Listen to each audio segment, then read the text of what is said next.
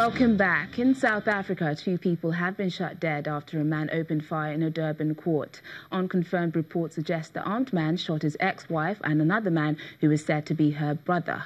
Witnesses to the incident say that the suspect walked inside the court and shot once, then fired 5 times, shooting his ex-wife and another man before shooting himself in the head.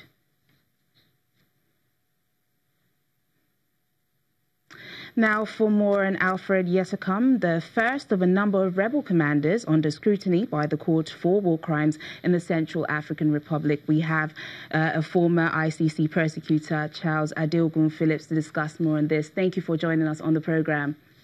Thank you for having me. So what more can you tell us about Alfred Yetacum's case?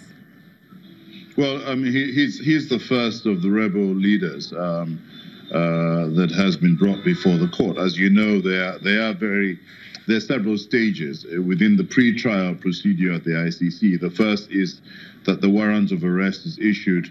The second is the initial appearance, which has just taken place. The third is the confirmation of hearing. The fourth is the trial.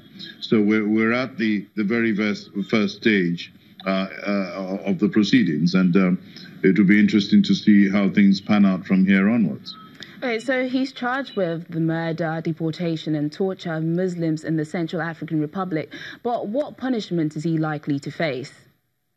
Well, it really depends on what he's eventually convicted of. I mean, clearly, he faces anything between 10 to 15 years, depending on his mode of participation in those crimes, whether or not he was an accomplice or is a principal perpetrator, to anything to life imprisonment. It really depends on the evidence adduced in the case and the gravity of the offences with which he's charged and convicted eventually.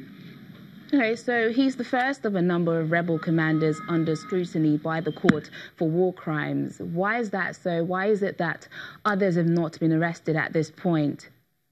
Well, in relation to the conflict in the Central African Republic, there is a great division within the various rebel groups, whether they were the Selakas, the Muslim Selakas, or the Christian Balakas, and the infighting within the various groups, and the fact that these various groups have taken various territories within the Central African Republic make it extremely difficult, of course, for the prosecutor of the ICC to be able to launch investigations in this territory as the conflict is indeed ongoing.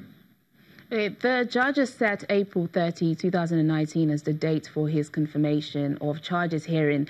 This is quite a long time for victims waiting for justice.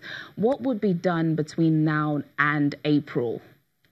Well, the confirmation hearing is basically to see and whether or not there exists in this case what we know in the common law jurisdictions as a prima facie case against the defendant. At the ICC, you have a very robust pre-trial hearing where there is an inquiry as to whether or not all the elements of the offences charged by the prosecutor can be sustained by the prosecutor in the event that there is a trial ordered in the case. It may not. It may be that the trial chamber may find that not all the evidence on paper can support those charges, in which case it will confirm some and it will refuse to confirm some. And at each stage, this is also appellable. So, I mean, in case this could go on for a very long time. So April is just for the pre-trial hearing as to whether or not those charges can be sustained by the prosecutor, and then the trial would be sometime along there.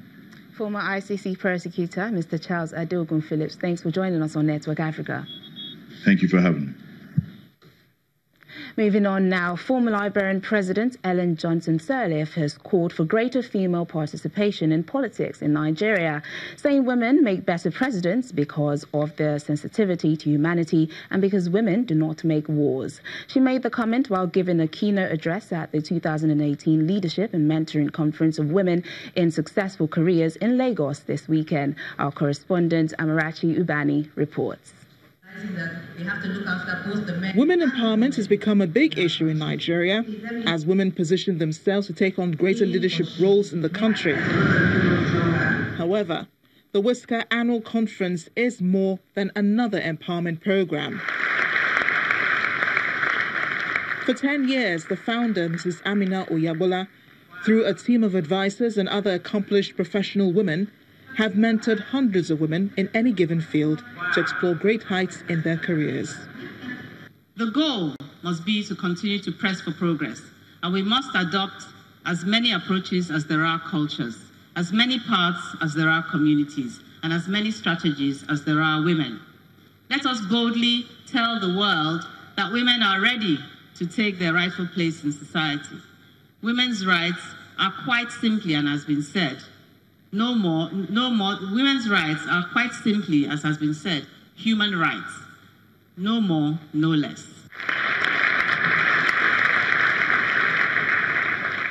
This year's keynote speaker, former Liberian president and first female president in Africa, Ellen Johnson Sirleaf, is a big inspiration to women across Africa of how a simple prophecy, "This child will be great," told to her mother when Ellen was still very young, will be fulfilled years after.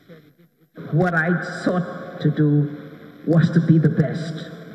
You know, I sought for excellence, in other words. And so I think that the education gives you that desire for excellence, and you use that desire and you work well for excellence, and you find that it moves you forward toward the achievement of your goals. During a question and answer session after her address, she gives political advice for women intending to go into politics. Women have to participate.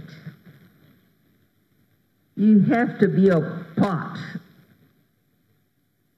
of how society is moving, and it's happening. It's happening around the world. I mean, the stereotypes of wife, mother, teacher, nurse, that stereotype is broken today. Political participation in the civic life of Liberia ultimately resulted in her achievement. In addition to her numerous prestigious awards across the world, Mrs. Johnson Sirleaf is given the Distinguished Whisker Award.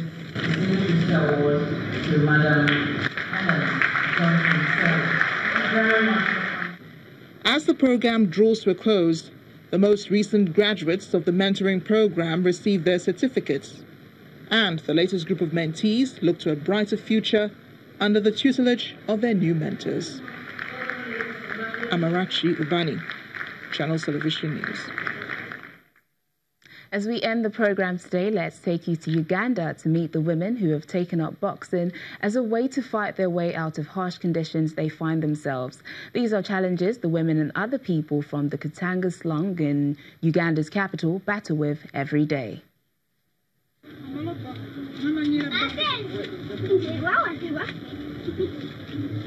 19-year-old Lydia Nantale makes her way through the squalor of the Katanga slum in central Kampala, Uganda's capital.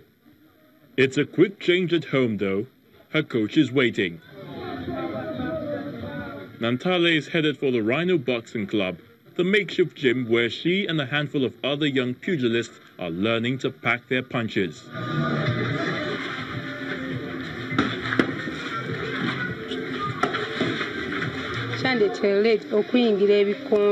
I took up boxing after going to watch my friends Helen, Diana and Maureen.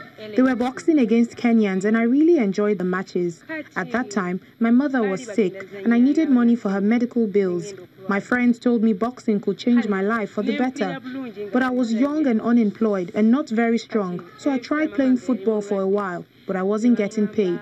Finally, I heard that women were being recruited to box.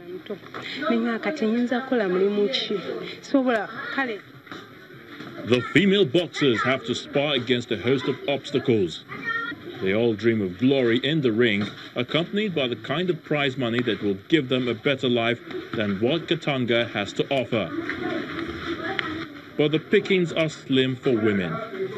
26-year-old Helen Baleke says their dedication and passion aren't enough to draw big purses and a steady supply of worthy opponents at locally organized tournaments. Well, that's it on the program. Thanks for watching. I'm Teniola Shuboali.